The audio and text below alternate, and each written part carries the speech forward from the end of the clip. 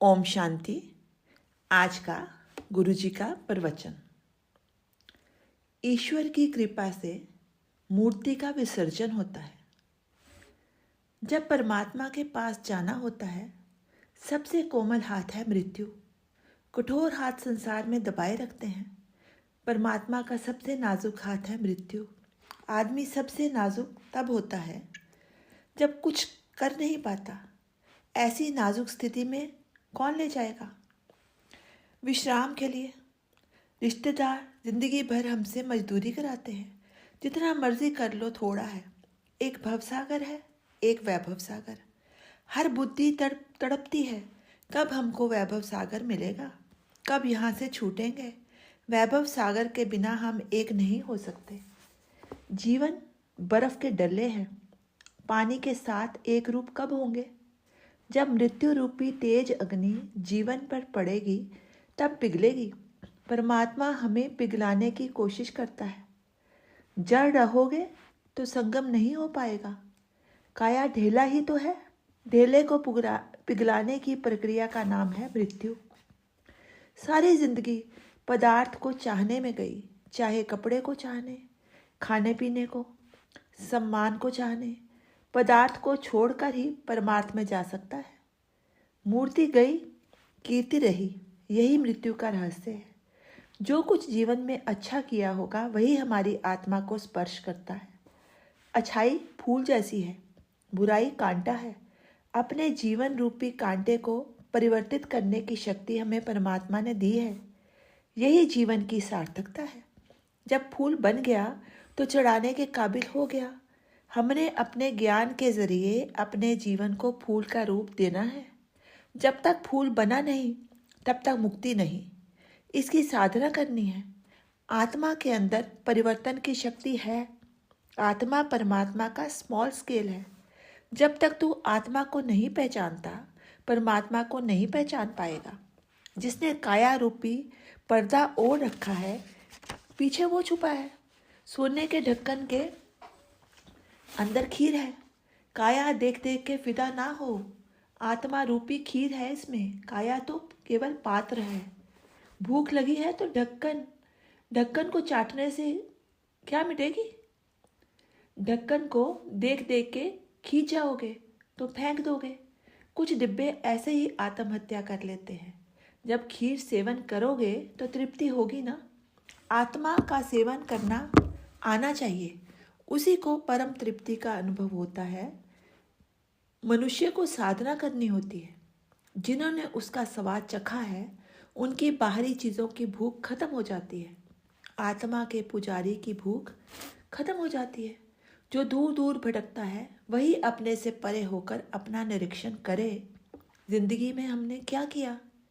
भिखमंगी के सिवा कुत्ते की गत से क्या ऊंची गत है हमारी? कुत्ते को सत्ता संपत्ति नहीं चाहिए, केवल मांस का टुकड़ा चाहिए। कई बार डंडा भी बढ़ जाता है। जहाँ कुछ मिलने की संभावना, वहाँ चापलूसी नहीं करते। आशा टुकड़ा है, नहीं मिलता तो किसी पर खींचते हैं। कई बार निराशा का डंडा पड़ता रहता है।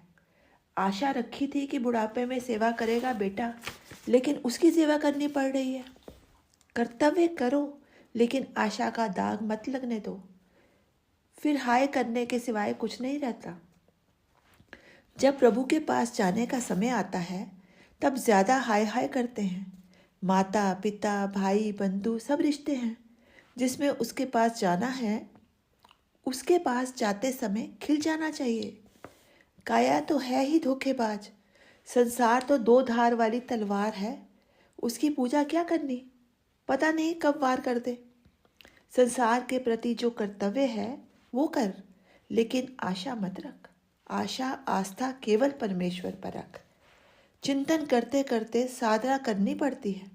संसार जुगनू जैसा है, कभी चमकता है। जुगनू के प्रकाश में क्या कोई काम हो सकता है क्या? किसी काम की नहीं उसकी जगमगाहट। अपने पर भी कभी गुमान ना करना, कभी कुछ भी हो सकता है। कर्तव्य करो, आशा मत रखो, फिर पछताना नहीं पड़ेगा। पाप और पश्चाताप एक सिक्के के दो पहलू हैं।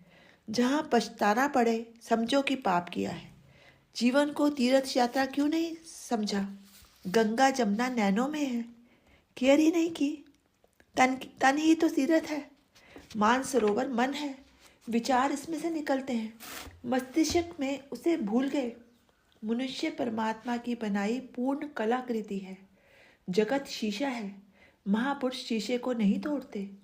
स्वरूप देखना हो तो शीशे की गर्द साफ करनी पड़ती है। संसार बुरा नहीं है, उसे पोंछ पोंछ कर साफ करना पड़ता है। शीशा भी मेरा, चेहरा भी मेरा, लेकिन गर्द से नजर नहीं आता। जैसे साक्षात परमात्मा दर्शन के लिए खड़े हो जाएं और तुम नींद में हो तो दिखाई नहीं देंगे ना। मोह निद्रा ऐसी ही है कि परमात्मा दिखाई नहीं देता। हम परमात्मा पर भी हुक्म चलाते हैं, जब प्राण तन से निकले तो तुम ऐसे दर्शन देना। आदत सदा कॉन्ट्रैक्ट की पड़ी हुई है ना। नौकरों से शादियों में सब शर्तें ही तो रखते हैं। भगवान को चाहना भी शर्त से। परमात्मा के साथ अगर आपकी कोई शर्त नहीं तो फिर आप प्रेमी हो। गर्भावास में तो तड़पता है कि मुझे छुटकारा दे दो, मैं तुझे कभी नहीं भूलूंगा। संसार की हवा लगते ही सब भूल जाता है। एक वायदा पूरा नहीं करता, 50 उससे पूरा कराना चाहता है। सौदा करने वाले को परमात्मा कभी भी अपने पास नहीं रखता। तुम प्रेमी तो हो ही नहीं, सौदागर हो। फिर बार बार जन्म होता है। प्रभु से हमेशा यही प्रार्थना करो, जो तेरे को ठीक लगे कर। मेरा भला किस में है मुझे नहीं मालूम है, और तू ही मुझे पालने वाला है। तुझे ज़्यादा पता है। तुम जो करोगे मैं उसमें राजी रहूँगा। भरोसा, विश्वास जिसका डावाडोल होता है वो ईश्वर को नहीं पा सकता। नौका जब डावाडोल हो जाती है, कभी इधर से पानी भर जाता है, कभी उधर से, फिर डूबेगी ही। पूरे विश्वास वाले के इंतज़ाम की सुरक्षा परमात्मा खुद करवा देता है। नुकसानी में परमात्मा का भवन बनता है। परमात्मा याद आता है। हमें केवल परमात्मा की हस्ती को स्वीकार करना है। जगत ने जिसको छोड़ा, ईश्वर ने उसको अपनाया। हर एक का यही हाल है। आपका वही असली रिश्तेदार वो परमात्मा ही है। अगर समर्पण हो तो पता ही नहीं चलता कब कहाँ से मदद आ जाती है। विश्वास चाहिए। जहाँ विश्वास डावाडोल, वहाँ परमात्मा नहीं अपनाता। परमात्मा ने दिया बहुत कुछ है, लिया बहुत थोड़ा है। वो भी किसी कर्म का फल है। हम तो परिपूर्ण परमात्मा में कमियां ही निकालते रहते हैं। इंसान की तो बात ही छोड़ो। जिस चीज़ की आप कीमत नहीं करते, भगवान दोबारा नहीं देता। मोहवश किया धर्म कभी भी सद्गति नहीं दे सकता। पतित को जब पतित लगे, अहंकार हमें लगने नहीं देता। सबसे बड़ी दीवार है अहंकार, जो परमात्मा के पास जाने नहीं देता। मेरे में लोभ वासना नहीं होना चाहिए। जब तक मानते ही नहीं हम बुरे हैं। कैसे बुरे हैं? जब तुम मैला ही नहीं तो धोऊं कैसे? पहले तो ये ख्याल होना चाहिए कि हम मैले हैं। अपनी मैल को स्वीकृति पहली पौड़ी है। जिसकी लगन हो आपसे, लगन एक प्रकार की मस्ती है, आशा की। दूसरा भाता ही नहीं। मस्ती एक प्रकार की आशिकी है, दूसरा कोई भाता ही नहीं। केवल तू ही अच्छा लगता है। चाहे कुछ भी कर, अच्छा लगता है। तसल्ली है कि तू मुझे अच्छा बनाना चाहता है। तेरी दवा भी अच्छी लगती है, तेरा लड्डू भी अच्छा लगता है। मैं बुरा, तू अच्छा, अच्छे के पास ही जाना है। मलिन हम दूसरे मलिन के पास जाते हैं, जहाँ ईर्ष्या द्वेष भरे पड़े हैं।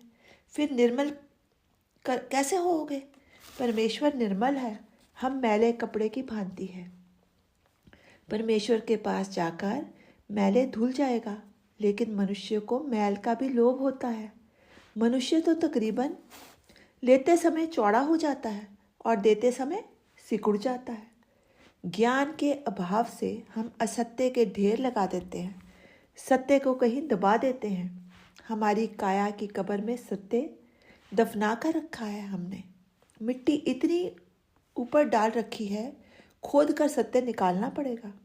जब बोध हो जाता है कि जिंदा को ही हमने दफना दिया है। जब होश आ गया तो फिर परमात्मा भी मदद करता है, उसकी फिर सत्य बाहर आ जाता है। इसी का नाम परमेश्वर है। ओम शांति।